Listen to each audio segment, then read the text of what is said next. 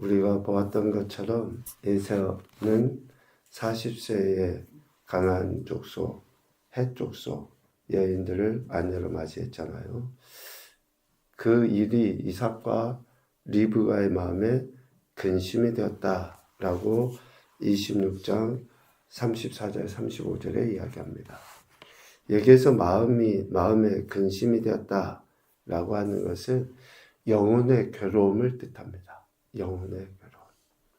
왜 영혼의 괴로움인가? 마음의 근심인가? 27장 48절 말씀에 보면 리브가가 헷 사람들로 말미암아 자신의 삶이 싫어졌기 때문이다. 그러니까 이방의 그 며느리들이 리브가의 그 삶을 이렇게 여기에서 싫어하다라는 그 말은 몹시 슬퍼하다, 괴롭다 그런 의미거든요. 그러니까 혐오하다라는 뜻에서 나오고요. 그냥 단순히 뭐 좀 마음의 무거운 정도가 아니라 삶의 의미 자체를 상실하게끔 만드는, 그러니까 불경건한 에서의 아내들이 이삭과 리브가의 걱정을 얼마나 끼쳤는지를 볼 수 있는 대목이죠. 그리고 또 하나 28장 8절 말씀에 보면 가나안 사람들의 딸들이, 그러니까 에서의 아내들이 이삭을 기쁘게 하지 못하였다 라고 이야기해요. 기쁘게 하지 못하였다. 여기에서 기쁘게 하지 못하다 라는 그 말은 악하다 라는 그런 의미예요. 악하다. 그러니까 단순히 뭐 부모가 먹고 싶은 거, 하고 싶은 거 뭐 이렇게 복냥하고 안 하고의 문제가 아니라 부모에게 악을 행하는 그 헷 족속의 며느리들이 그렇게 했다라는 거예요. 그러니까 에서의 아내들이 얼마나 이삭과 리브가에게 악을 행했는지. 그래서 그로 말미암아 이삭과 리브가의 인생 자체가 괴로움이다, 마음의 근심이다 라고 이야기한 거죠.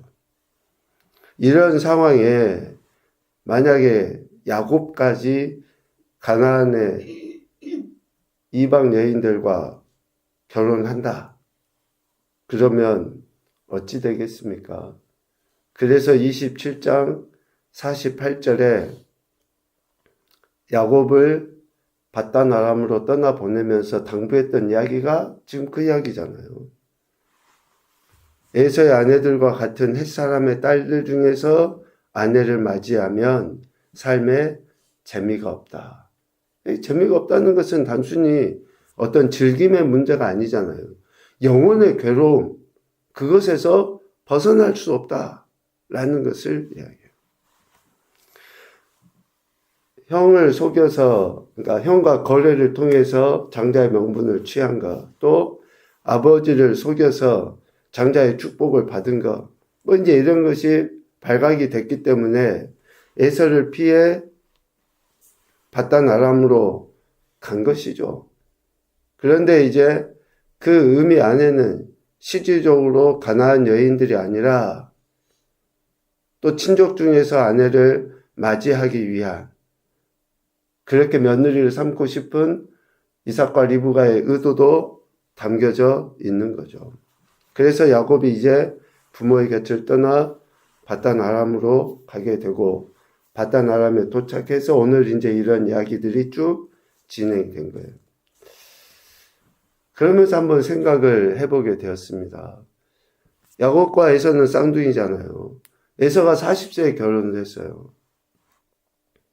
그러면 야곱이 결혼할 때 나이나 밧단 아람으로 출발할 때, 즉 브엘세바에서 이삭과 리브가를 떠날 때의 나이가 몇 살쯤 되었을까? 혹시 여러분 생각해 보셨습니까? 몇 살이었을까요? 최소 40은 넘었겠죠, 이제. 에서가 40에 결혼해서 이제 그 집안이 이런 그 이삭과 리브가 괴로움도 있었으니까. 역으로 좀 생각을 해보면 야곱이 죽을 때의 나이가 147세이거든요. 47장 28절에 나와 있어요. 야곱이 147세에 죽고 그의 아들 요셉이 애굽에서 총리가 될 때에 30세였잖아요. 뭐 여기까지 우리가 다 알고, 또 그 애굽에서 총리가 돼서 그 9년 동안 실질적으로 다스렸잖아요. 7년의 풍년이 있었고 이후에 2년의 흉년이 들었을 때, 즉 9년 때에 요셉의 형제들과 아버지 야곱이 애굽으로 내려와요. 그러니까 그 애굽으로 내려올 때에 야곱의 나이를 47장 9절에 보면 130세라고 이야기해요. 130세. 그리고 요셉이 애굽으로 팔려갈 때를 37장 2절에 보면 17세로 이야기하잖아요. 17세. 그러니까 이것을 계산을 해보면 요셉이 애굽으로 팔려갈 때의 나이가 야곱은 108세였어요. 108세. 108세에서 17세를 빼면 실질적으로 야곱이 요셉을 낳을 때의 나이가 91세입니다. 91세. 자, 여기까지. 그리고 오늘 이제 우리가 읽은 이러한 내용을 통해서 볼 때에 야곱이 레아와 라헬을 아내로 맞이하잖아요. 맞이하기 위하여 7년, 14년을 일해요. 14년 일하고 나서 실질적으로 두 아내와 두 몸종과 또 이제 자녀들 이렇게 쭉 출산을 하는데 91세에서 14년에 일한 것을 빼게 되면 몇 살입니까? 77세예요. 그러니까 실질적으로 얼른 계산하더라도 야곱이 부모를 떠나서 지금 외삼촌의 집으로 올 때의 나이를 대부분의 학자는 그래서 몇 세로 보냐면 77세로 봐요. 77세. 지금 우리 생각으로 계산하면 또 우리가 뭐 아브라함도 부름을 받을 때 75세라고 했으니까 굉장히 나이가 뭐 중년 이상 노년에 접어든 그 나이 아니겠습니까? 뭐 지금보다도 저들이 살았던 기간은 말한 것처럼 147세 야곱이 죽었으니까 지금보다 훨씬 더 오래 산 것은 맞죠. 그러나 여간 결코 적지 않은 나이에 부모를 떠나고 형을 피해서 방랑의 고난의 험난한 세월을 시작하게 된 그 야곱의 모습을 보게 되죠.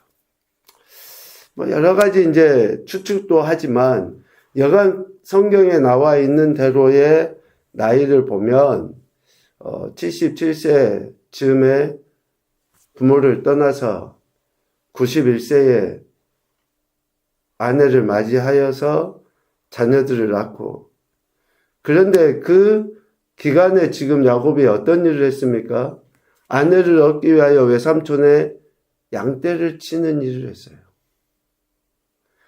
아내를 얻기 위해서 그 고용의 조건으로, 계약으로 외삼촌의 양떼를 돌보는 그 험난한 일을 야곱이 했다. 어쩌면 아버지 이삭을 속여서 장자의 축복을 받은 것이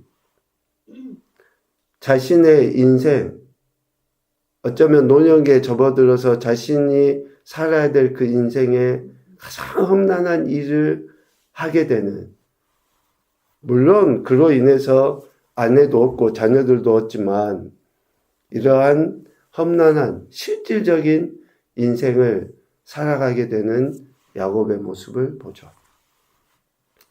야곱이 이렇게 라반의 집에 거하면서 일하게 될 때 품삯으로 라헬을 위해서 외삼촌의 집에서 7년을 섬겼다 라고 18절에 이야기하죠. 라헬을 사랑했기 때문에 7년을 며칠같이 여길 정도였다 라고 이야기해요. 얼마나 설레고 그 기쁨으로 일을 했겠습니까? 그런데 아내로 처음 맞이한 여인이 23절에 보니까 레아였어요. 자신이 사랑하고 자신이 처음에 고용의 조건으로 내세웠던 라헬이 아니라 레아였다라는 거죠. 야곱이 아침에 레아를 보고 라반에게 따지듯이 묻습니다. 내게 이같이 행하셨습니까? 왜 외삼촌이 나를 속이십니까? 라고 23절에 이야기해요. 이러한 속임에 대해서 라반이 뭐라고 합리화, 핑계를 댑니까? 26절, 언니보다 아우를 먼저 주는 것은 우리 지방에서 하지 않는 바이다. 아니, 이 지방에서 언니를, 그러니까 아우를 언니보다 먼저 주는 것은 하지 않는 거라는 것은 이미 알고 있는 사실이잖아요. 그런데 처음에 계약이 뭐였어요? 라헬을 주는 것을 계약을 한 거예요. 그러니까 처음부터 속이기로 지금 라반은 작정을 한 거죠. 야곱과 계약을 할 때부터. 참, 이러한 그 야곱의 인생의 어려움은 이것은 큰 것도 아니죠. 앞으로도 많은 그 어려움들이 당하게 되는데 이러한 속임이 야곱의 인생 속에 계속적으로 속임 당함이 계속적으로 드러나죠. 그래서 야곱은 다시 라반의 집에서 또 7년을 일하여서 라헬을, 자기가 사랑하는 여인 라헬을 아내로 얻게 됩니다. 이렇게 야곱은 레아와 라헬을 얻는 데에 14년이라는 시간을 보내고 그렇게 아내를 얻었는데 레아보다 라헬을 더 사랑하였다 라고 오늘 30절에 분명하게 이야기합니다. 이러한 편애가 그 가정에 계속된 불화를 일으키는, 계속된 갈등과 반목 또 질투심을 일으키는 원인이 됩니다. 오늘 31절에 보면 하나님께서 레아를 불쌍히 여겨주시는 모습이 나오죠. 레아가 사랑받지 못함을 보시고 그의 태를 여셨다. 그런데 라헬은 자녀가 없었다. 이런 부분을 우리가 좀 더 깊이 묵상해야 되겠지만 우리 인간적인 편애가 얼마나 하나님의 영광을 가릴 뿐만 아니라 한 가정을 실질적인 파탄에 빠뜨리게 되는지를 보게 하는 내용이라고 할 수 있을 것 같습니다. 자녀가 없어요. 레아가 라헬에 비해 상대적으로 사랑받지 못한 것, 그것을 긍휼히 여겨주시는 거죠. 이런 말씀을 보면서 이러한 생각을 합니다. 자녀 또 혹은 생명은 전적으로 하나님의 주권적 섭리 가운데 있다. 전적으로 하나님의 주권에 달려있는 거예요. 자녀나 또 생명은. 그리고 또 하나는 하나님의 불쌍히 여기심이 있을 때에 후손을 이어갈 수 있다. 하나님께서 불쌍히 여겨주셔야지 돼요. 레아를 불쌍히 여기신 그 하나님에 의해서 레아에게 자녀들이 태어나게 되는 것이시죠. 이렇게 야곱의 가정이 이제 형성되어져 갑니다. 야곱의 가정의 형성은 실질적으로 이제 마지막 창세기 마지막 부분까지 계속 이어져 가요. 그 가정의 이야기가. 그만큼 하나님께서는 야곱과 야곱의 12자녀들에 대한 그 계획하심 속에 또 이 민족을 이루시겠다고 하신 아브라함에게 주셨던 그 말씀을 변함없이 이루어 가십니다. 그러니까 하나님의 말씀은 절대 바뀌지 않아요. 어떻게 해서든지 하나님은 이루어 가셔요. 단 뭐냐? 우리가 그 하나님의 말씀을 이루시는데 선으로 행해야 되나요? 선으로. 야곱이 하나님 궁극적으로 하나님의 뜻을 이루죠. 그런데 야곱의 인생에게는 어떻습니까? 말한 것처럼 험난한 세월이에요. 험난한 세월.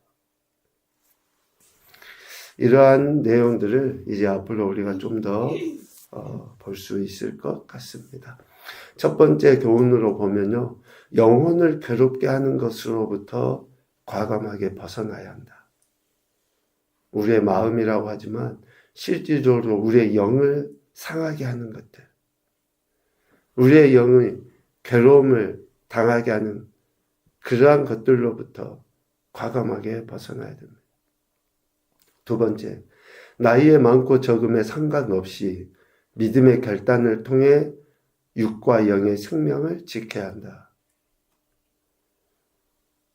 실질적으로 우리의 생명을 지키고 보호할 수 있는 것을 이러한 믿음의 태도, 결단들을 통해 하나님이 역사하실 때라는 것이죠.